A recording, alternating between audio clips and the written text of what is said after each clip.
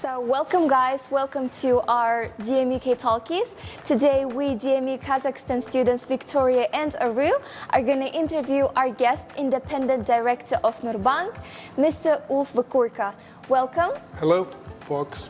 How are you? Okay, Mr. Wokurka, at first we want to ask you about your educational background. Well, I attended school in Germany, which at that time was a 12-year program, and after that I entered university, which in my case was the Moscow State Institute for International Relations, and there I studied one could say social sciences and a language package in order for me to later work in the diplomatic service. But as it happens, demand for my services was radically diminishing when East Germany united with West Germany in October 1990, and that was essentially a year after I had graduated. So I had to look around and to look for another job, which was close to my education, but not necessarily the same direction, being in a diplomatic service. I then choose to work for a bank with international activities, where I could apply my linguistic education and my general knowledge of how to react to bulks of new information, how to structure it, and how to make something valuable out of it. Great. Thank you. And currently we know that you're holding a position of Independent Director at Nurbank. Can you please share with your experience and how do you feel holding such position? Well, the feeling is good. Let's start with that. It is, of course, the appointment or the election into the board of directors of such a venerable bank like Nurbank is the result of a lengthy bank career. I started in 1990 to work with Deutsche Bank. Overall, I worked with Deutsche Bank for more than 22 years, almost 23 years. And afterwards, I worked in other banks for another 3 years. So with this package of a quarter of a century on my shoulders, I was accepted into the board of directors as an independent director, which means I am non-executive, but still responsible for positioning the bank in the market and developing strategic plans. What is required in the next 3 years or 5 years, what skill set, what technology, what capital resources, and what business relations with clients, with partner institutions.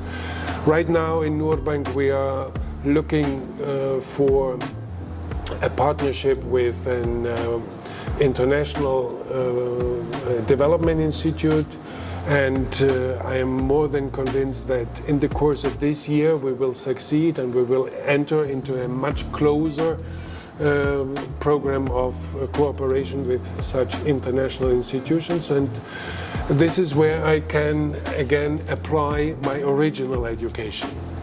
That's very nice, since you have your background and current position all together, and it really helps you in achieving your goals in your career.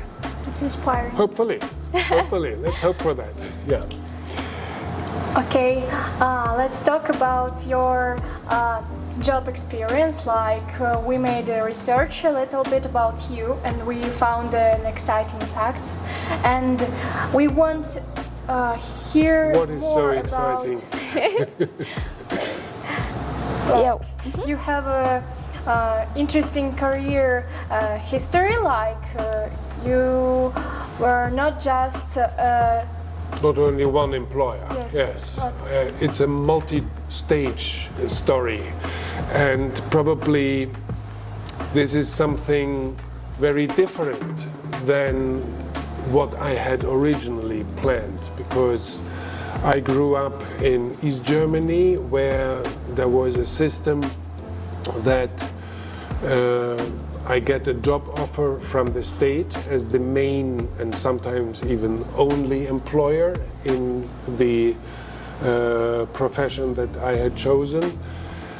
And the state would have been my employer for lifetime. Yeah? Lifetime employment was the rule when I was your age, which is of course many, many decades ago. Whilst I had to learn early on in the mid-90s that lifetime employment is a thing of the past.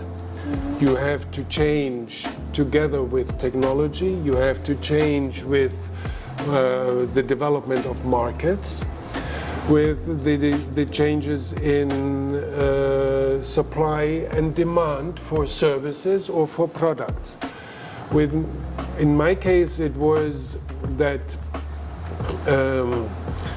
the commercial banks in Germany in the late 1980s and early 1990s took the path of an international expansion, so they became much more non-German or international, and I was just lucky that with my, again, multi-language background, I fit into this strategy of expanding abroad.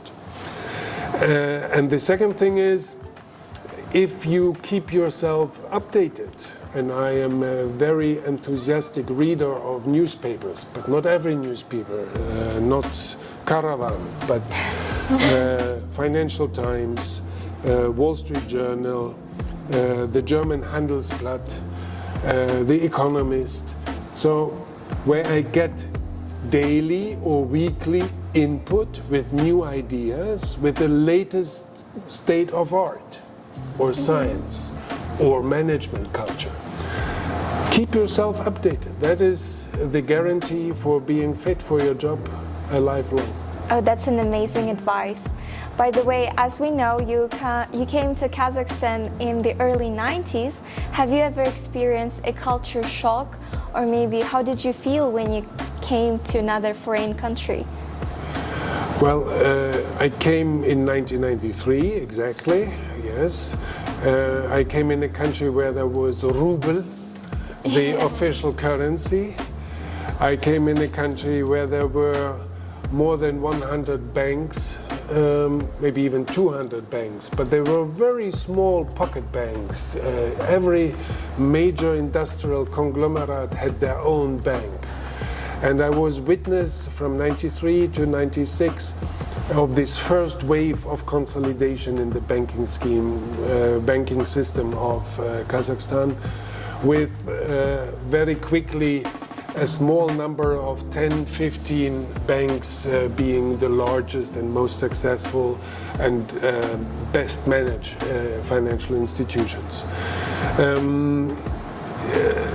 I wouldn't call that a cultural shock, though, because as you also may know from my biography, I had studied in Moscow, and the Kazakhstan of the early 1990s was not very different from Moscow in the 1980s when I was studying there. So culturally I was well prepared to see what I was seeing at that time. Oh, that's very nice. By the way, we know that you are working almost for 31 years in your career, and currently many young people, they're facing the burning out. And can you tell us, have you ever experienced a burning out from work, and how do you overcome such circumstances? Not really. No burning out syndrome with me, or burnout syndrome, because I am of the opinion, and I have done this repeatedly, when my job gets boring, then I leave the job, because no money can pay me the time lost in a boring job. So Right. I want to be sure that every day at the evening I can say I have done something useful. Yeah? If I go home and say, well, another day full of boredom, then this is nothing I want to do. So unfortunately, I can't give you advice how to overcome a burnout syndrome because I do not experience it. I'm leaving before the problem occurs. That's amazing. So, also we want to ask you about 3 or 5 books or more that you can recommend to young employers and which inspired you, and you think these books can help to achieve the many goals and success. We are here in the library, and I have already spotted the one or the other book that I have at home, and I have studied with great interest. I would like to mention 2 books. Okay. The first one is from Peter Drucker, a management guru of the 1960s, 1970s, 1980s in the US. I first read of him In Search of Excellence, which is a book written by him together with some other author. I have forgotten the name of the other one, to my shame. He was looking into several, I think 10 or 12 large corporations, and he was looking what do they do differently from their competitors? Why do they excel? Why are they so much better? And he was highlighting very simple facts, what the management had done differently than the competition and how they became more interesting. I have read this book actually before the wall came down, so still in the environment of socialist economy, state-planned economy, and with very little chance to ever apply these management skills.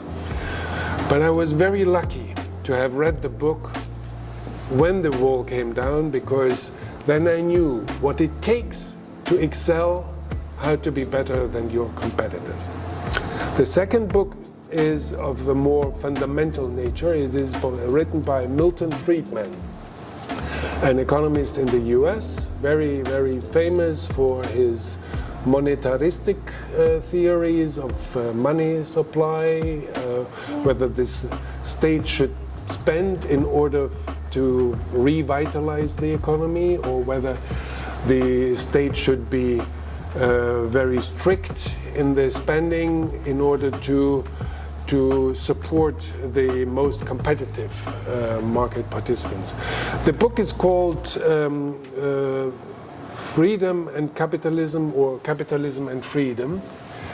And he was writing about the fundamental principle of a free market economy, that with all this competition going on, the result is actually freedom for all. Economic freedom, and also resulting therefrom political freedom. This was a very important book for me because it helped me to get fully disconnected with all these stories that they were teaching to us before the wall came down. So I recommend, read Milton Friedman, read Peter Drucker. Thank you. And last question for you. Okay. Honestly, thank you very much for coming here, for joining us, for sharing your inspiring story. And would like to know some of the advices you can give us as a young students, because we're working really hard in order to meet and achieve our future goals, our future dream. And what kind of advice can you give us to become more competitive in labor market? It's a difficult one, particularly if we have a limited time. So my advice is more general. the first advice is learn how to learn, because after graduating, it is only the beginning. You will have to continue learning in your job. Right. Learn how to quickly process huge amounts of information, get them into structure, get them to a conclusion, derive the conclusion independently, and then check with your peers or your boss or your reporting co-workers. Get these sound check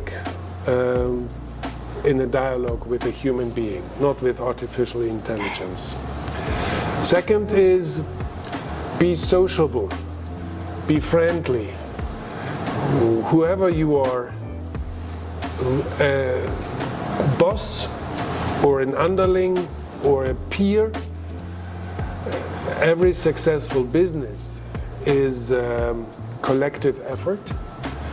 It is a teamwork effort, and the most successful business people are good teams. We talk about these superheroes, Zuckerberg or whoever. Yeah? Should not have mentioned any name. Cut it out. Yeah? Behind any big name, there is a whole team. Sometimes it's the whole company, but sometimes it is a certain subdivision in the company. Try to be part of a successful team. That's my advice. Wow. Thank you so much. We really appreciate you coming here, spending your time to speak with us, My and pleasure. of course joining our DMU Kazakhstan campus. I really hope you liked and enjoyed it here. Yes, I do. And lastly, thank you very much guys for watching this video, and we will see you soon. Bye. Bye-bye. See you.